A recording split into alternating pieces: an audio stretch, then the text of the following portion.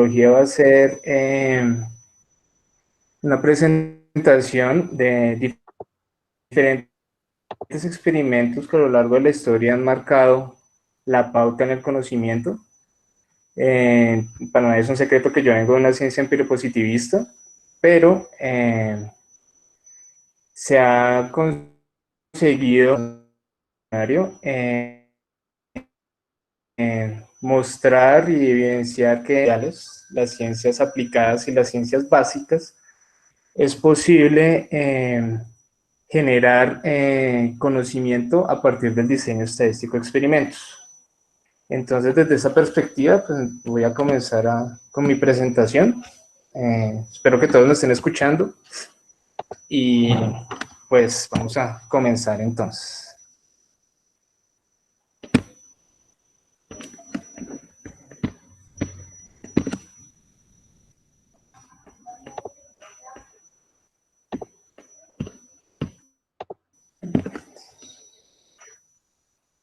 Ok, entonces damos inicio al tema de diseño de experimentos, partiendo que un experimento es una perturbación que se le hace, ¿cierto?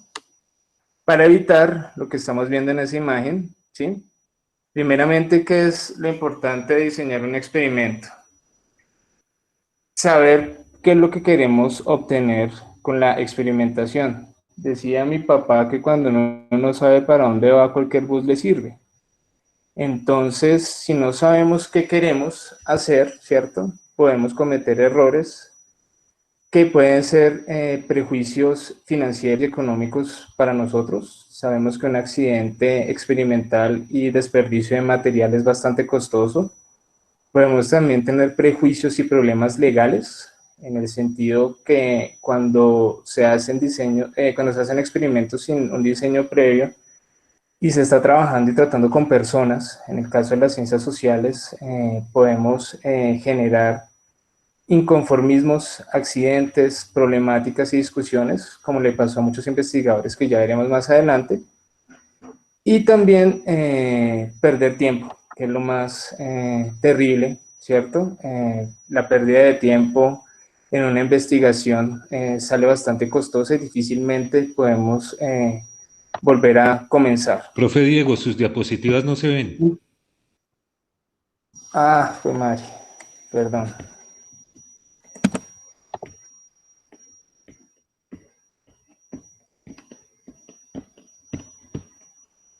¿Ahora sí? Listo, ahora sí, gracias.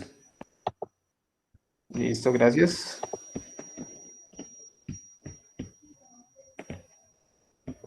Entonces decimos que un experimento es una prueba, ¿cierto? Que consiste en provocar un fenómeno a condiciones determinadas, con el fin de analizar, ¿cierto?, los efectos o verificar una hipótesis, desmentirla, confirmarla o hacer una corroboración de un principio científico.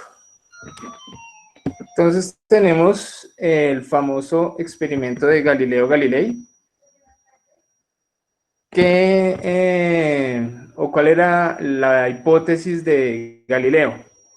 Él decía que si se arrojan dos elementos de diferente masa, la acción de la gravedad haría que cayeran al mismo tiempo, por la misma aceleración. Entonces él se subió a la torre de Pisa, ¿sí?, y tenía una bola de hierro más grande que la otra y las lanzó al mismo tiempo para comprobar que evidentemente la atracción gravitacional ejercía una aceleración idéntica sobre los dos cuerpos independientemente de la cantidad de materia de masa que tuvieran.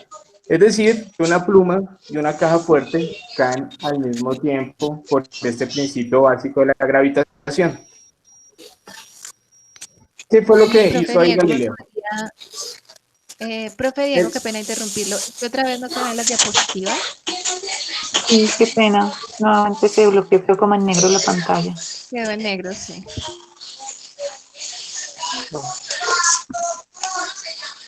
¿De nuevo? Sí, nuevamente, no sé si nos puedes volver a eso. Ahora sí. Y agradecemos a todos los participantes, puedan silenciar sus micrófonos para que no tengamos interferencias durante la sesión. Muchas gracias. Hola mis queridos estudiantes, para aclarar algunas dudas respecto al trabajo final y la sustentación del mismo, es simplemente recordarles, la otra semana se Profesora hace la Alex, entrega de este trabajo final, el archivo de Word, todo profesora organizado, pues que sea un documento profesora Alex, navegable, que se respete las normas de autor profesora y Alex se presente Mauricio todo Rodríguez, adecuadamente. Y la semana 16, ustedes van a tener exactamente 15 profesor Alex minutos, no Mauricio más Rodríguez. tiempo, para sustentar todo su proyecto. La sustentación de entonces, como son 15 minutos, se tienen Profesor que centrar en Alex, lo relevante, porque ustedes van a asumir que están El presentando eso anfitrión de para la un reunión, grupo evaluador que va a silenciar, por mirar si su favor. inversión vale la pena o no. ¿Sí? profesor Alex, Entonces, profesor 15 Alex, minutos es el máximo tiempo posible que van a tener para presentar todo su proyecto. Entonces, se El hablan del anfitrión de estudio de la mercados, técnico, financiero y demás, reunión puede pero bloquear los sepan organizar micrófonos. la información y ¿me manejar el puedes tiempo. indicar cómo puedo hacer eso? Ah, hola mis queridos Profesor Alex estudiantes, Mauricio. entonces, según Profe, las Profe, preguntas que cierre el me han hecho en micrófono, estos sumerse por días, ahí donde están los aclarar que la otra participantes, lo semana, que la busca y lo semana 15 es la bloquea entrega del el trabajo micrófono. final, es Ah, agarrar bueno, toda esa información que han venido a ver. desarrollando y Vamos de organizarla adecuadamente en un documento que respete los derechos de autor, que sea navegable. Listo, ya. Uf, ya. muchas gracias, qué Ok, pena. listo, gracias. Sí, qué pena. Sí, no, está absolutamente por fuera de nuestro control, discúlpenme. El anfitrión También soy puede, novata en esto del MIT. el anfitrión puede bloquear a todos de una. ¿Cómo puedo hacer ese proceso? Es que en Meet no sé cómo se hace, pero bueno, Ah, es que yo tampoco sé el MIT, si vuelve a pasar, entonces, pues pero ya. bueno, ya, por lo menos. Profe Listo. Diana, tú Listo, puedes Ok, como gracias. anfitriona, puedes sobre la persona que quieres sacar de la llamada, tú le das Sí. sobre la foto de la persona y ahí te va a salir Ujú. como un círculo con una línea en la mitad. Con ese tú le das Sí. clic y se saca la persona de la llamada. La sacamos, o sea, es sacarla, no silenciarla. Listo. Y del otro Perfecto. lado tienes el micrófono en la mitad, ahí la puedes silenciar. Si la quieres silenciar, Ah, bueno, listo, perfecto. sobre el icono. Entonces, seguimos. Muchísimas gracias. sí, qué pena con todos ustedes. Continuando, entonces, una de las primeras parámetros que se deben hacer al diseñar un experimento es buscar o modelar un fenómeno natural, en el caso de nosotros los empiropositivistas, y un fenómeno social, ¿sí? Como lo que hizo Galileo. Él, ¿qué fue lo que buscó modelar? Buscó modelar la fuerza de la gravitación universal, ¿cierto? A partir de una aceleración. Ahí es donde viene el siguiente ejemplo, ¿sí? Que es el que se realizó en 1920 con un niño que se llamaba Albert. No sé si alcancen a ver la diapositiva. Aparece un nené, ¿cierto? Con un conejito y él está llorando. ¿Qué querían hacer esos investigadores? O sea, se hizo en esa época, ¿no? Ahorita, hoy en día, el investigador que haga eso iría completamente preso. Profe Diego, otra vez El está experimento en negro consiste... su pantalla. Señor. Qué pena la interrupción. Sí, profe, no se ve la presentación. Ahí Ahí, ya. creo que cuando ya sé lo que está pasando. Ok. Entonces, ¿qué fue lo que hizo el investigador? Inducirle al bebé fobia para hacer una investigación acerca del control sobre el miedo. Ahí, ¿qué es lo que viene nuestro segundo tópico? A partir de la modelación de los fenómenos, ya sean sociales o naturales, debemos definir variables. Desde el modelo matemático, donde decimos que y es igual a mx más b, ¿cierto? Entonces tenemos que definir una variable dependiente y otra variable independiente. La variable dependiente va a ser nuestra variable permanente de control, en la cual nosotros vamos a saber qué tipo de perturbaciones van a generar una respuesta. En el caso de Galileo, la variable dependiente, ¿cuál iba a ser? La aceleración, ¿cierto? Y la variable independiente iba a ser la masa, ¿sí? en el experimentos de ciencias sociales ya se nos complica un poco más la cosa, porque tiene que ver con las categorías que nosotros vamos a definir y cómo va a ser esa definición de qué va a ser dependiente de qué. Entonces, la segunda parte más importante de la planificación es la experimentación, y que va a jugar un papel fundamental en todos los campos de la investigación, va a ser la definición de las variables, teniendo en cuenta el modelo de Y igual a mx más b. Vamos adelante, vamos a observar cómo es que vamos a definir el tipo de las variables. Y obviamente, pues, en este tipo de experimentos, bueno, en la mayoría de los experimentos, cuando nosotros diseñamos cuidadosamente cuáles van a ser las variables dependientes y cuáles variables independientes, vamos a considerar también diferentes aspectos de diferentes perturbaciones. Entonces, es dependiente de otro. De los gemelos. La paradoja de los gemelos fue un experimento que propuso Albert Einstein para demostrar que una partícula puede viajar más rápidamente que la luz. ¿Qué planteaba él? Que dos gemelos partían desde el mismo punto, pero uno de los gemelos tenía un triciclo supersónico, como él mismo dijo, que podía viajar a la velocidad de la luz. ¿Qué nos presentaba él con estos resultados? ¿Cuáles son los factores que influyen en las variables de interés y si existe influencia en este factor? ¿Qué quería explicar Einstein con esta paradoja de los gemelos? Cuando él lo criticaron muchísimo porque él decía, venga, ¿usted cómo va a ser posible que la energía interactúe con la masa y con la luz si usted sabe que la luz en ese tiempo se creía que no era ninguna partícula, simplemente que era una onda? Entonces nosotros debemos planificar para obtener unos resultados que llamamos confiables, ¿cierto?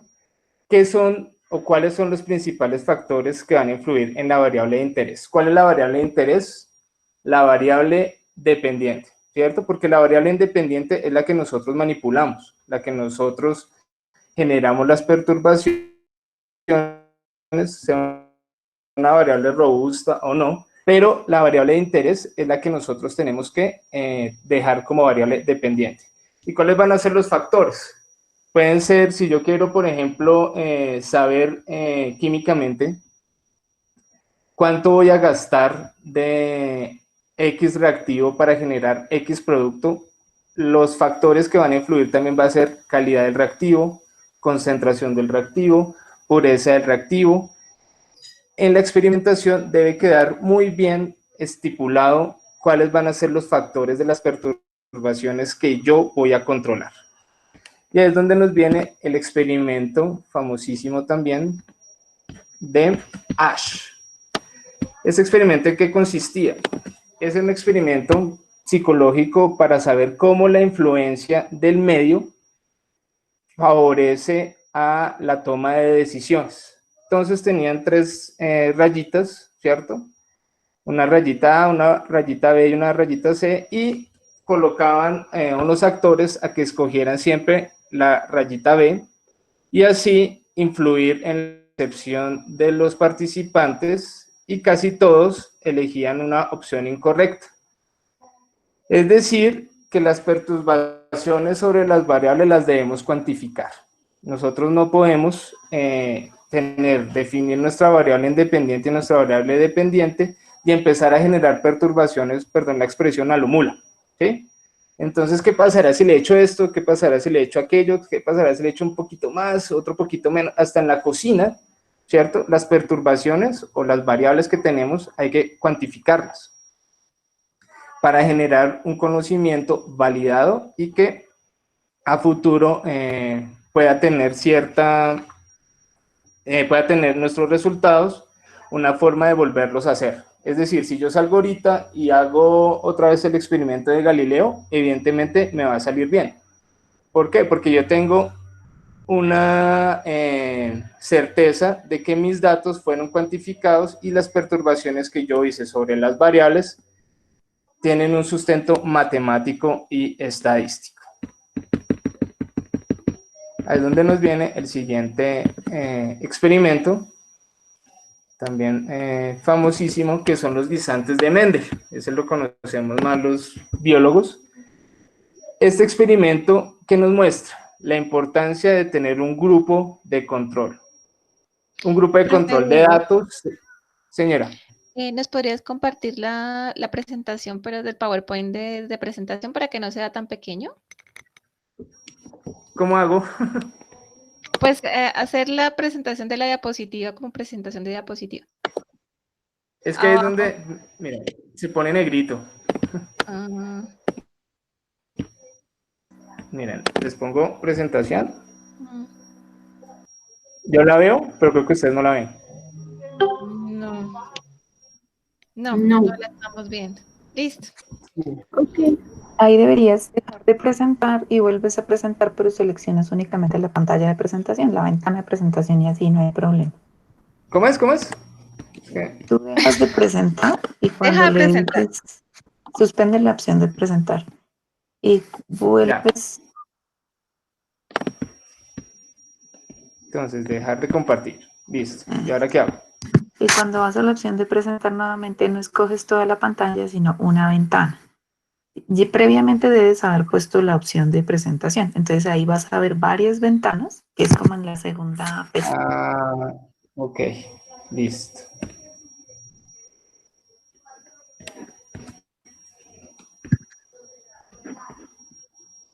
Perdón, se me salió la presentación. Y ahí escoges únicamente la ventanita de presentación y ya debería funcionar.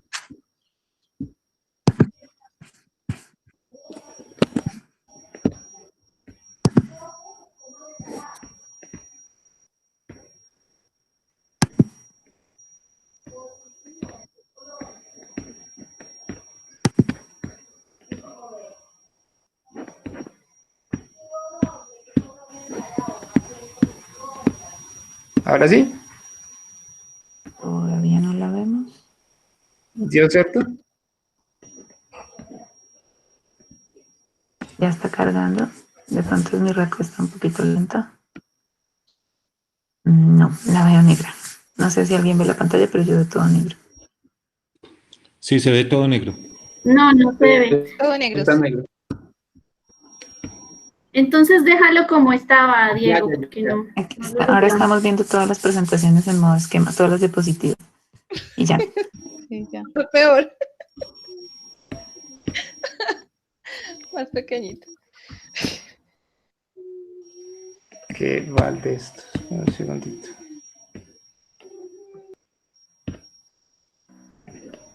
Bueno, hagamos propaganda mientras tanto. El otro miércoles es la sesión de visualización de datos, a la cual están cordialmente invitados. Es una presentación que busca hablar fundamentalmente del papel de la imagen en la investigación, entonces los espero. No, ahora estamos viendo eso, ahí. Ya. Ahora sí. ¿Ahí? No, el anterior. En esta vemos esquema, como todas las diapositivas pequeñitas, y en la anterior sí se veía esta, ahora se ve una grande. Los guisantes de Mendel, otra vez se fue. Ya. ¿Ahí sí? Ya, sí, ya. Gracias. Ok. Entonces, en los guisantes de Mendel, él utilizaba, la parte de él importante era los grupos de control, ¿sí? Los grupos de control, ¿para qué nos sirven? Ya que tenemos aplicaciones de 3, 4, 5, 6, ¿cierto? Experimentos, ¿sí? En los cuales vamos a tener una comparación de la variabilidad de los resultados. ¿Qué significa eso? Que cuando tenemos grupos de datos que estadísticamente entre ellos hay una correlación, ellos nos tienen que servir para reproducir los experimentos, ¿cierto? Este tipo de control que utilizó Mendel era color de la flor, constreñimiento de la vaina y la forma del guisante. ¿Qué es lo que él tenía? Entonces tenía tres grupos de datos, Qué los pena, cuales profe Diego, pero se ve se ve el dibujo de una nube ahí sobre la gráfica. No sé si es que así haya diseñado su presentación, pero no se ve la figura del fondo. Ahí sí se ve.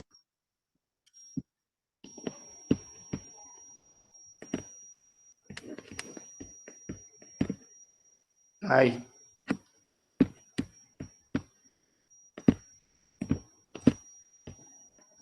Ok. Entonces, la idea de el control de grupos de datos es hacer una comparación entre la variabilidad estadística de cada uno de ellos, y esta variabilidad debe tener un coeficiente de correlación pues estadísticamente menor a 1, lo cual permite una reproducibilidad del experimento. ¿Qué significa eso? Que en el control de las variables y en el rendimiento del agrupamiento de datos, ¿cierto? Nos va a permitir que cada uno de los experimentos que nosotros tengamos bajo las mismas condiciones vuelva a salir de la forma que nosotros esperamos.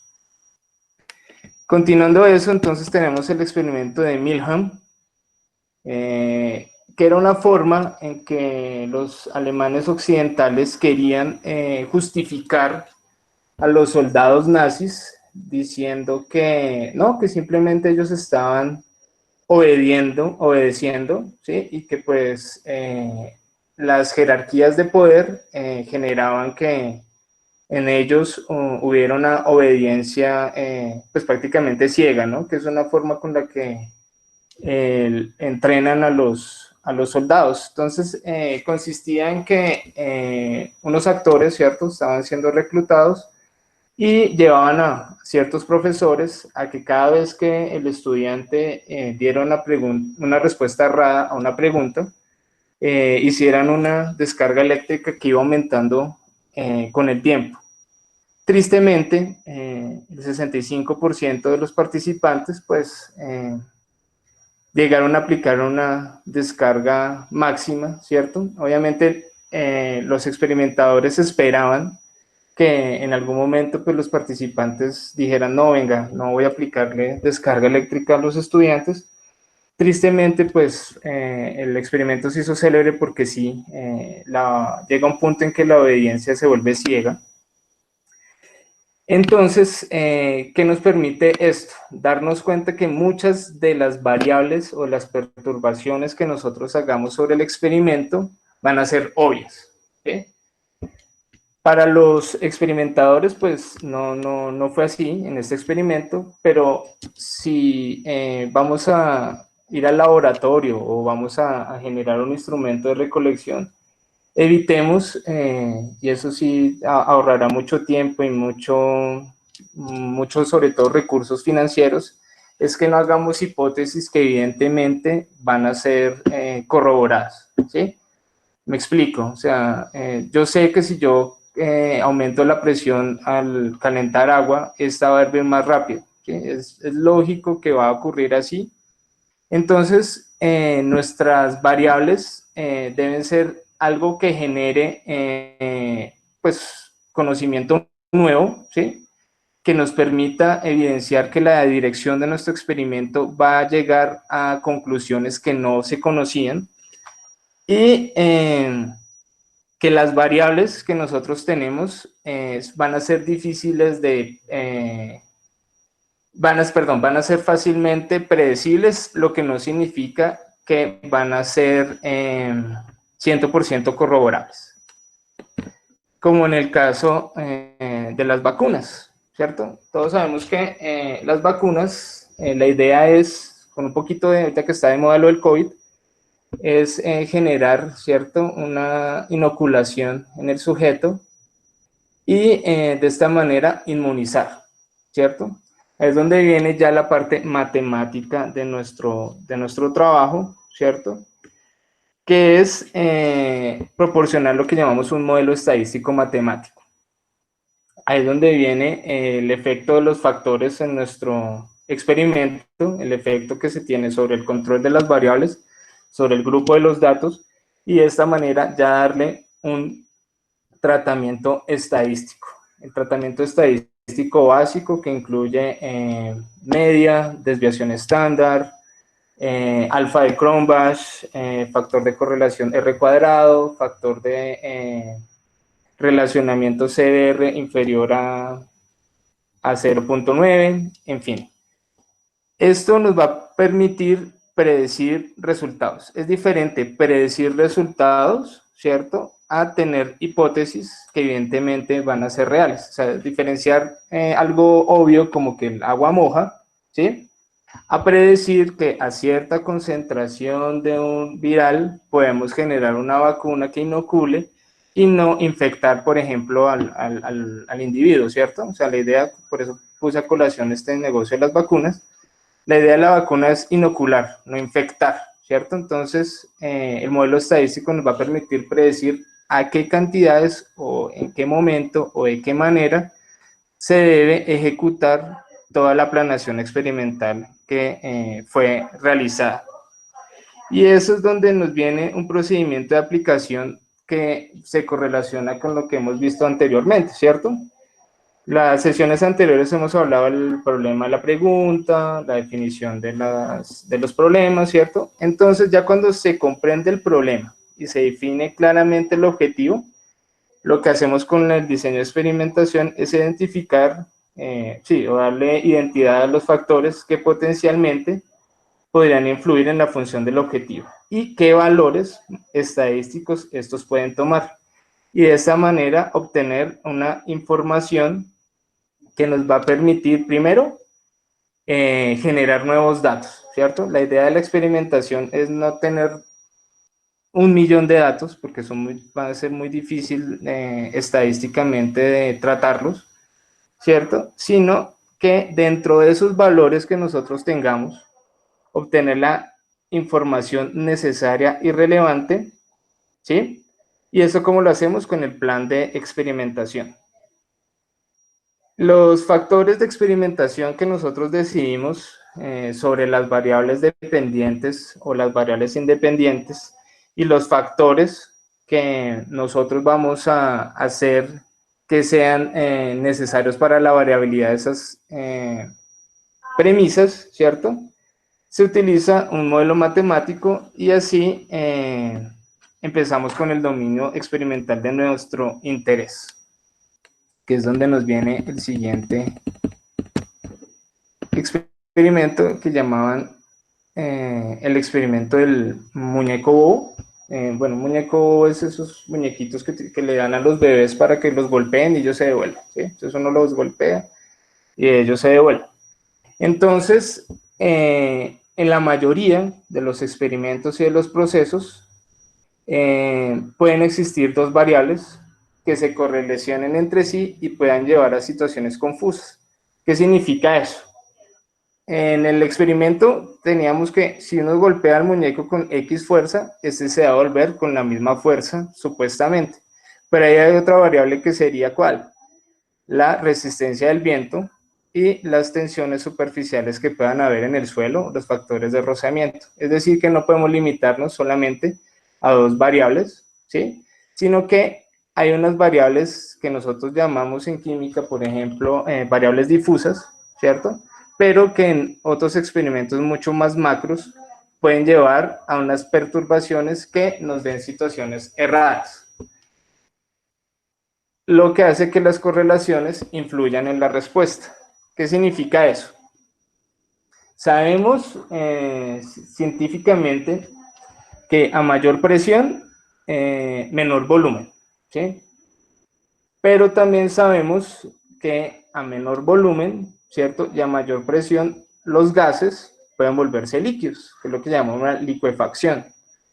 Entonces, en este proceso de experimentación tenemos que tener en cuenta el tipo de instrumento con el cual vamos a medir y también debemos tener en cuenta cómo esas correlaciones van a influir en la respuesta final.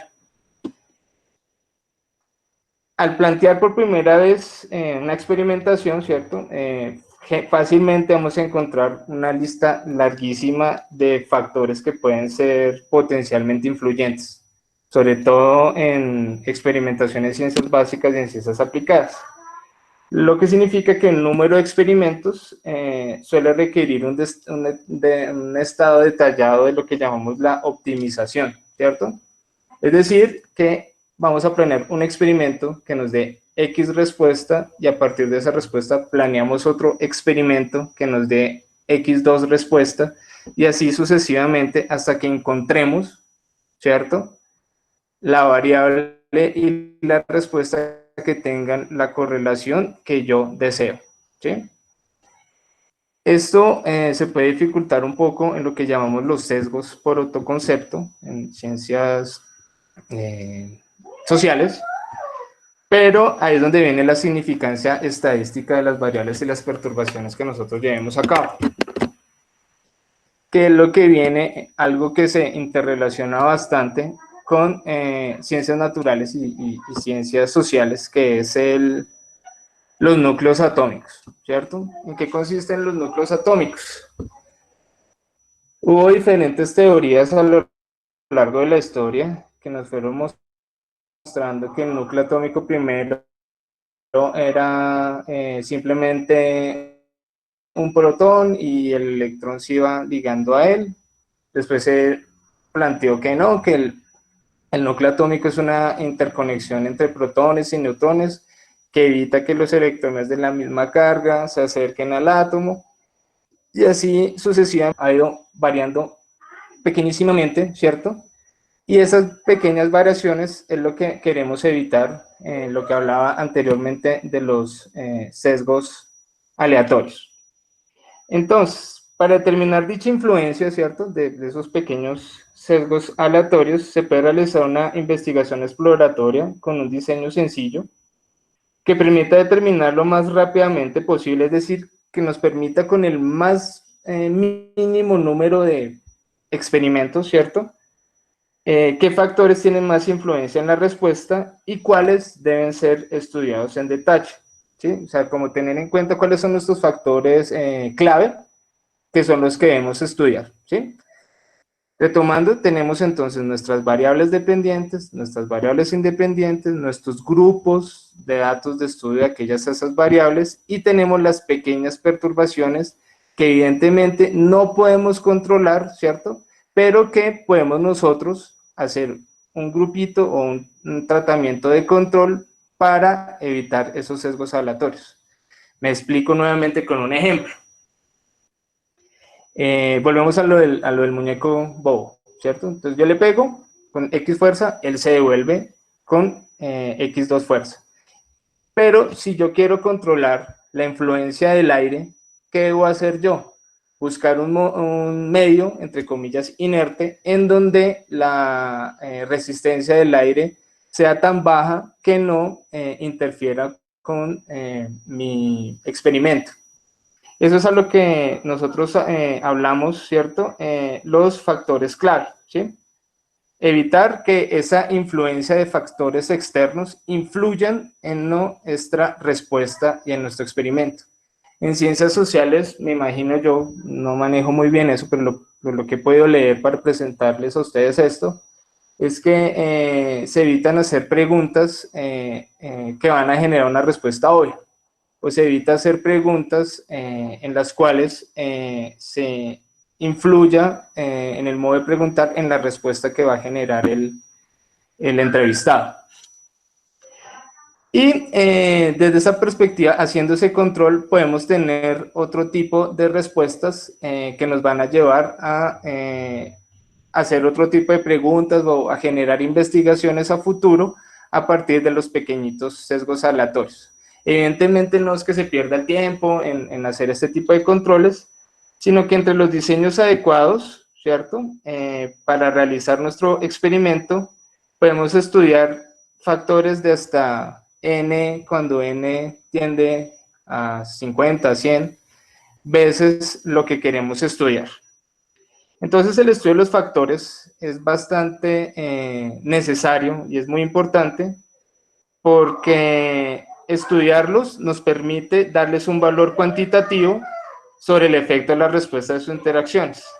Entonces se pueden utilizar para esto lo que llamamos diseños factoriales completos de los niveles n a la 2 o n a la 3, y los cuales nos permiten, a partir de un número pequeño de experimentos, ¿cierto?, tener informaciones que a priori podríamos considerar irrelevantes, pero que nos permiten favorecer lo que nosotros llamamos la optimización de los resultados, que es al final el objetivo primordial del diseño de experimentos, la optimización de las respuestas. Entonces, para la optimización de la respuesta, vamos a utilizar lo que se llama la variabilidad sistemática y planificada, ¿cierto? Entonces, la variabilidad sistemática es la variabilidad que yo como investigador voy controlando, ¿sí? Tentativamente yo la voy controlando. Y la planificada, ¿cierto?, es la que yo voy a buscar controlar después de las respuestas sistemáticas que yo tenga. Entonces viene originada por la dispersión de los resultados, es decir, en el experimento 1 me dio X concentración, pero en el experimento 2 me dio una concentración muchísimo más baja, ¿cierto? Eso va a afectar muchísimo en el modelo lineal de y igual a mx más b, porque entre más cercanos estén los datos, ¿cierto?, la dispersión va a ser más baja y voy a tener una respuesta muchísimo más, entre comillas, limpia, ¿sí?, que nos permite que las condiciones que yo pongo le den robustez a mi experimento. Entonces, cuando este tipo de variabilidad está presente y tiene un tamaño importante, ¿cierto?, vamos a buscar los grupitos, ¿cierto?, que tengan esa variabilidad parecida. Me explico. Si yo tengo 100 datos, de los cuales 20 son parecidos, 10 definitivamente no me aportan nada, yo puedo generar mi grupo de 20 y mi grupo con 70, ¿cierto? Y voy a agrupar esos datos y voy a buscar dentro de mi planeación experimental cuál de ellos van a ser más útiles y cuáles yo tendría que repetir. Lo ideal en este tipo de análisis es que cuando yo pueda predecir con mi modelo matemático, ¿cierto?, lo que llamamos la superficie de respuesta, donde yo voy a relacionar los factores que son más relevantes con las respuestas. Y eso nos va a también indicar que los experimentos más adecuados, ¿cierto?, son los que están dentro de esa, dentro del grupo mayor, ¿cierto?, donde la superficie de respuesta es grande, ¿cierto?, y donde los métodos que yo utilice puedan ser reproducibles, ¿sí? Puede que nosotros busquemos que exista esa variabilidad, ¿cierto?, que nos va a permitir, de cierto modo, generar un control estadístico muchísimo mayor, ¿cierto? ¿Por qué? Porque si yo encuentro esa variabilidad rápidamente, la identifico y la cuantifico, no voy a tener una dispersión en los datos a futuro, es decir, no voy a perder tiempo. El problema, si el problema evidentemente no se ajusta, o sea, evidentemente por más experimentos que yo haga, por más control que yo haga, por más sistematización y planificación que yo haga, evidentemente la variable sigue con esa dispersión tan alta, ahí yo tendría que buscar una forma diferente de llevarlo a cabo. Cuando el problema en cuestión no se ajusta a ninguno de los diseños que yo lleve, ahí es cuando nos sirve para nosotros darnos cuenta, venga, por ahí no es, evidentemente estoy perdiendo plata, estoy perdiendo tiempo, estoy perdiendo salud, no voy a continuar con esto. Entonces, muchas veces la variabilidad la vemos como un problema, pero la variabilidad nos permite tomar decisiones que nos va a permitir encontrar un diseño muchísimo más óptimo, ¿cierto? Utilizando los resultados que ya tenemos, ¿cierto? O sea, no es bueno descartar completamente los resultados porque ellos nos pueden generar ciertos algoritmos o ciertas respuestas, ¿cierto?, que nos van a permitir mejorar o diseñar más adecuadamente nuestro experimento. Entonces, hasta aquí ya tenemos el objetivo, ¿cierto?, del experimento, que es buscar nuestra respuesta en base al problema que hemos planteado, ¿cierto? Ver cómo las distintas variables dependientes o independientes yo las voy a controlar y yo las voy a manejar. Cuáles van a ser mis factores principales de perturbación, es decir, cómo mi variable independiente, yo la voy a manejar para que me dé la respuesta a la variable dependiente. Cuáles van a ser mis grupos de datos principales, cuáles van a ser la forma en que los voy a agrupar. El sesgo me va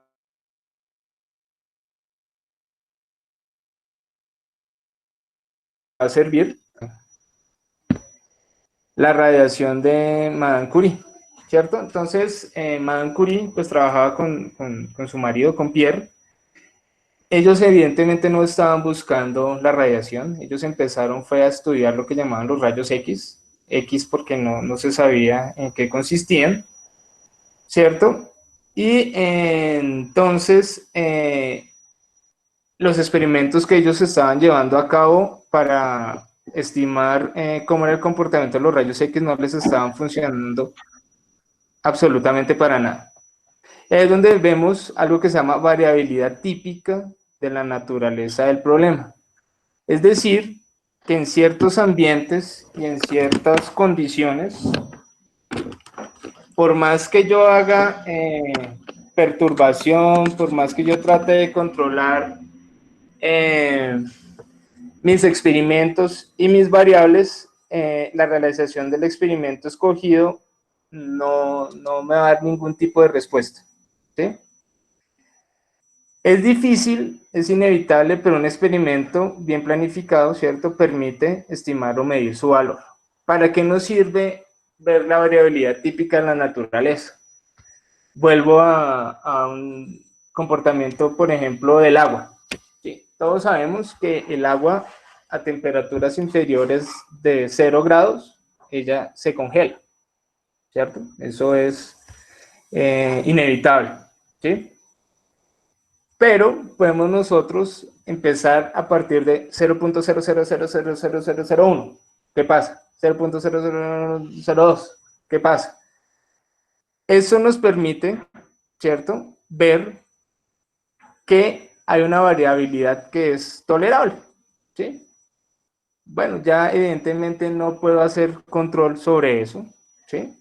Tengo que acomodarme a este tipo de respuestas. Es decir, que en la realización de la experimentación, ¿sí?, ya cuando tengo el diseño experimental escogido, ¿cierto?, ya tengo mis variables codificadas, ya tengo mi hipótesis para desmentir o para confirmar. Hay una particularización de los factores de estudio. Y es ahí donde comprobamos lo que llamamos el alcance o que si el experimento básicamente es posible de realizar, ¿sí? No todos tenemos la genialidad que tuvo Albert Einstein para plantear la paradoja de los gemelos, pero podemos reducir, ¿cierto?, a la realidad, ¿cierto?, lo que estamos imaginando en nuestra cabeza. Entonces, una de las dinámicas o como de los tips que tenemos en las ciencias naturales y ciencias aplicadas, me disculpan los profes de ciencias sociales, es buscar un orden aleatorio, ¿sí?, en el cual esa variabilidad que siempre va a estar presente, voy a ver cómo yo la controlo. Me explico. Vuelvo al ejemplo del agua. Si ya sabemos que el agua en condiciones de 0 grados se va a congelar, ¿cierto? ¿Cómo yo podría mirar esa variabilidad presente? Variando entre rangos de 0, 001, 00010, 000100, hasta llegar a un punto en que ya va a haber una variabilidad, es decir, hasta qué punto yo puedo aumentar un poquitico la temperatura y ya el hielo se me empieza a derretir. ¿Para qué hacemos eso? Para que identificando esa variabilidad que es tolerable, no hagamos nuestro experimento y tengamos resultados que nos den confusión, ¿cierto? Si yo no identifico que hay una variabilidad típica en la naturaleza de los problemas, ¿cierto? Y si yo no me di cuenta de eso, cuando haga mi experimento a nivel macro, voy a tener resultados que no me van a concordar en ningún modelo estadístico, por más super Excel que yo tenga, por más MATLAB, Atlas-T, o sea, mejor dicho, el método complex más sofisticado del mundo, me puede generar confusión y sesgo en los resultados. Continuamos entonces con la llamamos la variabilidad sistemática y no planificada, ¿cierto? Entonces, como yo les venía hablando, produce una variación sistemática en los resultados y yo nunca voy a conocer, pues, si no hago una planificación propia, qué pasa ahí, ¿cierto? Y es donde nos viene en la interpretación de los resultados, ¿cierto? Lo que llamamos los errores aleatorios y los errores sistemáticos. Tristemente, los errores sistemáticos son culpa de nosotros los investigadores, ¿sí? Que hacemos las cosas mal, que la planeación no la llevamos a cabo como deberíamos, y para esto, esa sistematización, ¿cierto? Tenemos las ANOVAs, tenemos las pruebas T-Student, las test tipo Likert y diferentes test estadísticos que permiten comprobar si los efectos calculados son significativos, comparándolos con el error experimental. Entonces hay dos estrategias básicas para tratar de evitar esto, que es la aleatorización y el otro es la técnica de bloques. Entonces la aleatorización es que yo cojo un dato al azar, ¿cierto? Y busco encontrarlo nuevamente al azar. Y el otro es nuestra técnica de bloques, que es yo la sugeriría mucho, porque es la que construye un modelo de superficies de respuesta donde podemos permitir calcular los coeficientes por métodos matemáticos muy simples como los mínimos cuadrados, por ejemplo, como las ecuaciones lineales, y se puede evaluar el modelo realizando pequeñas réplicas de los experimentos y después llevarlos a una ANOVA. Y el modelo se puede utilizar para buscar una zona óptima matemáticamente, ¿sí? ¿A qué me refiero con una zona óptica matemáticamente? Si ya tengo que hay una variabilidad sistemática, ¿sí? Si ya sé que va a haber unos resultados que van a tener una variabilidad obligatoriamente que es así, ¿cierto? Cuando yo encuentro la zona óptica matemáticamente, ya me doy cuenta que esa respuesta, ya sea una respuesta analítica, ya sea una respuesta de una entrevista, ya sea una sistematización, en esa recolección de datos, la presencia de esta variabilidad yo la voy a tener en cuenta y lo que llamamos los factores de corrección, ¿sí? Casi todos los constantes matemáticas tienen ese factor de corrección. Como yo le digo a mis estudiantes, el agua en Tunja hierve a una temperatura diferente en Moniquirá, hierve a una temperatura diferente en Arcabuco, a pesar de que todos sabemos que el agua hierve a 100 grados Celsius, ¿cierto? Ahí es donde vienen los factores de corrección para nosotros los de las ciencias empiropositivistas. En las ciencias sociales hay algo que es una variabilidad que sabemos que nos permite minimizar, ¿cierto?, los sesgos. Por ejemplo, digamos, cuando fuimos a hacer una entrevista, el señor estaba de malas pulgas, ¿sí? O cuando nos están diciendo mentiras para conservar el puesto de trabajo, cosas así. Y debe tenerse bastante en cuenta este tipo de datos. Entonces, ya tenemos nuestras directrices. Entonces, Ya lo que tiene que ver con llevarlo esto a papel, ¿cierto? Para planificar nuestra experimentación y la elección de nuestro diseño experimental, son etapas, si nos hemos dado cuenta que son secuenciales, ¿cierto? Entonces, en cada etapa, las series de experimentos se agrupan en lo que nosotros denominamos las matrices experimentales. ¿Qué significan las matrices experimentales? Seleccionar el tipo de experimento para el tipo de objetivo que quiero llevar a cabo, ¿cierto? Entonces, los distintos objetivos y los tipos de diseños que se pueden aplicar a cada caso, ¿cierto? Entonces, el primero sería la sistematización o la idea de nuestro problema, que es lo que llamamos el cibrado, ¿cierto? Que es plantear nuestro primer experimento, ¿cierto? Generalmente el primer experimento nunca sale, ¿sí? O sea, no tiene que tener una fundamentación conceptual muy fuerte para que el primer experimento salga bien, o tiene que tener una suerte muy grande. Obviamente, pues la suerte favorece a las mentes preparadas, pero pues el primer experimento pues siempre sale mal. Y a partir de ese primer experimento, ¿cierto? Donde nosotros vemos que nuestros resultados pues no son los que nosotros esperamos, se sugiere pues conservar aquellas pautas experimentales que funcionan, ¿cierto? Y eliminar definitivamente lo que no nos sirve. Eso es lo que llamamos el cibrado. Después vendría lo que llamamos el estudio de los factores, donde, como veníamos en las primeras diapositivas, hablando de identificar los factores más importantes o más relevantes que nosotros vamos a estudiar y darles un valor cuantitativo sobre la respuesta y sobre las interacciones.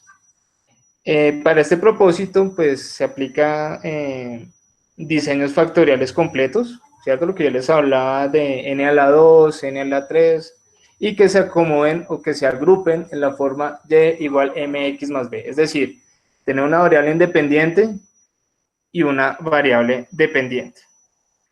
La optimización, ¿cierto?, de nuestro experimento, que es lo que nos va a permitir, en base a las respuestas que tengamos, ir ajustando y mejorando y calcular nuestro modelo matemático, lo que denominamos las superficies de respuesta, ¿cierto? Para eso les recomiendo mucho las ANOVAs que están en el Excel. O sea, en el Excel básico se pueden hacer muchas cositas sobre las superficies de respuesta. El método secuencial, que llamamos el método simplex, es una alternativa de cálculo de modelo matemático un poco más predictivo, pero que nos permite también alcanzar las condiciones óptimas.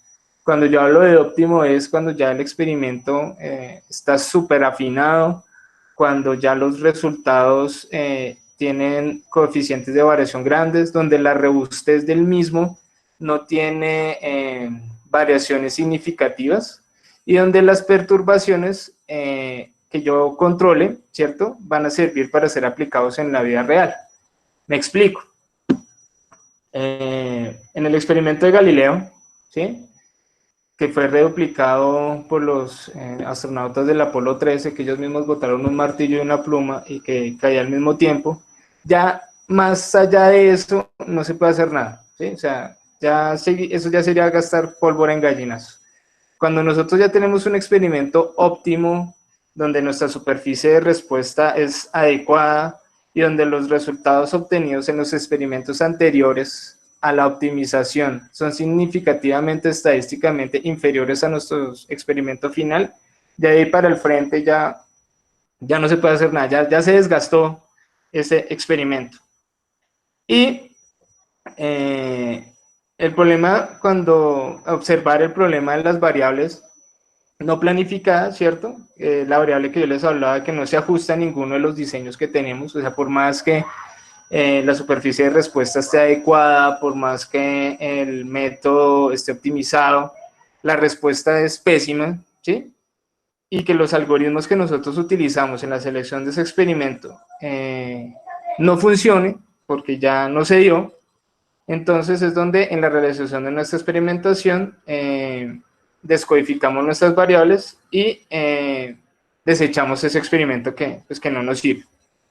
Buscar que el experimento sea posible, que se pueda realizar, que se pueda reproducir, es decir, que el experimento que yo haga lo pueda hacer mi compañero de investigación, lo pueda hacer el muchacho que leyó mi artículo, lo puede hacer el árbitro de conciencias o el par que me está evaluando, ¿sí?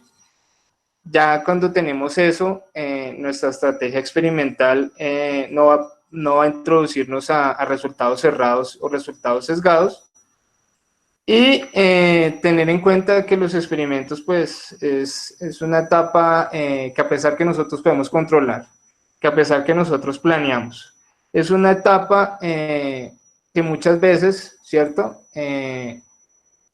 Por más que se estigmatice, no va a salir, ¿sí? A nosotros en química pasa muchísimo. Entonces, se sugiere comprender mejor el problema, como decía la profe Dianita, ¿cierto? Redefinir nuestra pregunta, redefinir nuestros objetivos, descartar factores que nosotros no tengamos importantes, y preferiblemente efectuar los experimentos a nivel micro, ¿sí? Si yo quiero estudiar el fenómeno fotoeléctrico para el reemplazo de la gasolina por el agua, yo no voy a llegar a desbaratar el carro de mi casa para hacer eso, ¿cierto? Primero, yo hago un modelo pequeñito, ¿cierto? Para evitar, más ahorita que estamos en crisis, ¿cierto? Pues para evitar pérdida de material, pérdida de tiempo, pérdida de infraestructura, ¿cierto? Porque los experimentos en pequeñas escalas, en pequeñas series, nos pueden dar resultados muy buenos, ¿cierto? Y nos permite también darnos cuenta de las limitaciones de la experimentación, ¿cierto? No es que me esté quejando, pero digamos, hay una experimentación que yo puedo hacer en Soracá, en el laboratorio de nutrición, que yo no puedo hacer en la Álvaro, ¿sí? Es decir, los experimentos se deben hacer en pequeñas escalas, en pequeñas series, y ya cuando tengamos unos resultados bien sólidos, con un sustento y un solvente estadístico grande, ¿cierto? Ya podemos ir variando y magnificando a la escala adecuada para la aplicación del diseño que nosotros queremos. Y hasta donde la robustez del diseño estadístico nos lo permita, ¿cierto? Hay experimentos que ya podemos sacar conclusiones con 5 datos, pero hay experimentos que necesitan 500.000 datos, o hay estudios que van siendo con el tiempo, ¿cierto? Que eso es lo que están haciendo ahorita con lo del COVID, mirando a partir de las personas que se van curando, ¿cierto? Estadísticamente, cuántas se vuelven a enfermar, y estadísticamente, cuántas personas van a morir. Es algo poco crudo, ¿cierto? Pero son herramientas metodológicas que, como lo hemos visto a lo largo de la historia, nos han favorecido muchísimo. Y hay experimentos que se han salido pues de control. Un experimento que hicieron en una cárcel, o sea, incluso hay una película.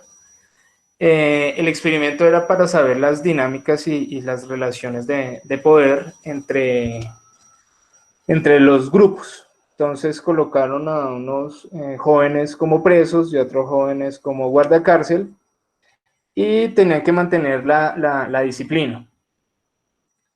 Los investigadores querían observar hasta qué punto el fenómeno de la indefensión aprendida, ¿sí? La indefensión aprendida es cuando por más que te golpeen, por más que te traten mal, por más que te torturen, tú no haces nada, que es una forma de explicar el genocidio a los judíos, siendo ellos más cantidad, porque no se defendieron y se rebelaron contra los nazis. Este tipo de experimentos pues se salió de control. Los guardacárcel prácticamente casi matan a los pobres presos. Tuvieron que parar el experimento. Entonces es donde también viene ya pues como dándole cuña al próximo, los próximos sesiones donde viene la ética, ¿no? O sea, la ética también hay que tenerla en cuenta en estos diseños de experimentos, ¿cierto? No se toca mucho, se habla más de que la matemática, que sea reproducible, que haya coeficientes de variación bajos, factores de correlación altos, pero también como que esa parte ética, pues nosotros los químicos prácticamente nos tiramos el planeta con los plásticos y con los combustibles fósiles, donde no hubo una ética, ¿cierto? Simplemente una necesidad de experimentar para el lucro y una necesidad de controlar las variables, pero pues algunas se salen de control, como en este experimento que les estoy contando de la cáncer de Estados Unidos, o como nos hemos visto lo que hacen con los animalitos, con lo que hacen con lo que están haciendo ahorita con lo del COVID, ¿no? Pues no sé si será cierto, será fantasía, pero pues a mucha gente como que le están inoculando ese tipo de virus a ver cómo es la respuesta. Preguntas hasta ahí. Muchas gracias a todos y bendiciones pues por pararme bolas. Qué pena, me queda grande un poco la tecnología, entonces si se vio chiquito, si se vio feo, si se vio oscuro, les pido disculpas a todos. Disculpa del profesor, no de los responsables del seminario. ¿Alguna pregunta? Bueno, yo quiero hacer una intervención, ¿sí? ¿Me oyes? Sí. Bueno, primero me gustaría que lo repitieras todo en español. No, mentiras. Es bueno para hacer un chiste, a ver si salimos de la seriedad. Pero básicamente, yo creo que las personas que están más hacia las ciencias puras y exactas les va a servir mucho porque es un proceso realmente metodológico. Otras áreas estamos más alejadas, pero en últimas son básicamente unas condiciones que nos permiten avanzar en la ciencia. ¿Para qué sería todo esto?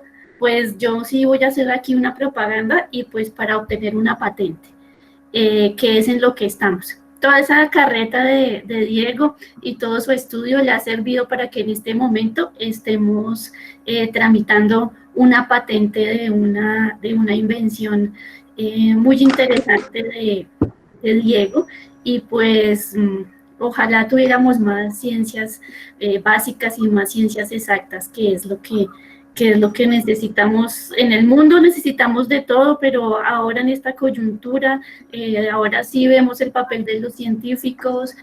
Por lo menos ha surgido un interés por seguir, por la divulgación científica, por seguir qué pasa con el COVID y entender este tipo de cosas. Entonces, sé que no lo vas a repetir en español, pero voy a promocionar un poco para que las personas del área que estén formulando sus ejercicios experimentales pues puedan acudir a Diego y obtener una asesoría en estas cosas que él nos está hablando, y de pronto profundizar un poco más para que estos experimentos evidentemente funcionen muy bien. Era eso más bien, no era una pregunta, sino como hacernos propaganda y hacer chistes. Chao. ¿Alguna pregunta, duda, sugerencia, queja? Bueno, quejas ya mucho, pero algo que no haya quedado claro, la importancia de planificar los experimentos. No, yo soy más de las ciencias sociales y humanas, entonces me estoy hasta ahora familiarizando con muchos de los conceptos que se presentaron hoy. Yo quiero preguntar desde mi absoluta ignorancia frente al paradigma que abordas y sobre el cual está el diseño de estos experimentos. ¿Me puedes definir con plastilina, yo que no soy de tu área disciplinar, qué es una perturbación? Ok. En plastilina. Una perturbación es cuando tú haces una modificación pequeñita a tu experimento para generar una respuesta en la cual tú te vas a dar cuenta si esa perturbación, si esa variación es relevante para tu experimento. Entonces era lo que yo les hablaba del hielo, por ejemplo, ¿cierto? El hielo se supone que está a 0 grados, se supone, ¿sí? Pero si yo llego y le aumento un poquitico la temperatura, ¿cierto? Se supone que se va a derretir. Eso sería la perturbación, eso es una perturbación. Incluso anoche me vi la película, es el experimento, casi no duermo, pero una de las perturbaciones que querían ver, que sería una perturbación, es cuando este loco, el del pianista, se me olvidó el nombre, se porta mal, ¿cierto? Y los otros, el grandote obliga a que lo golpeen. La perturbación sería cuántos palazos toca darle para que haga lo que yo quiera que haga, ¿sí? O con lo que en conductismo hablamos, cuántos choques toca darle a la ratica para que la ratica no vuelva a meter la manito ahí. Eso sería una perturbación, como una modificación que tú le haces a tu variable independiente para que te dé una respuesta a tu variable dependiente. Listo, perfecto. No sé Muchas gracias. Gracias, ya me quedó más claro. Gracias.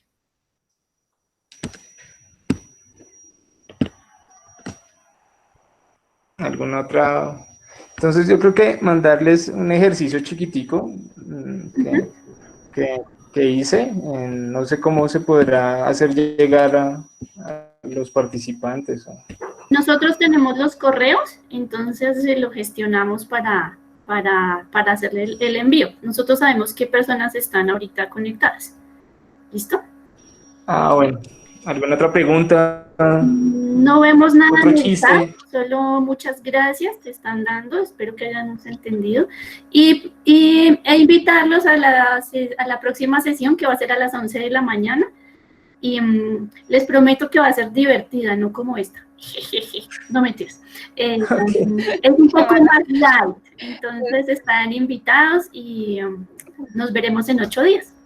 Muchas gracias. Dianita, ¿si vas a cerrar? Listo. No, ya sí, ya damos con eso cierre a la sesión. Les agradecemos muchísimo su participación.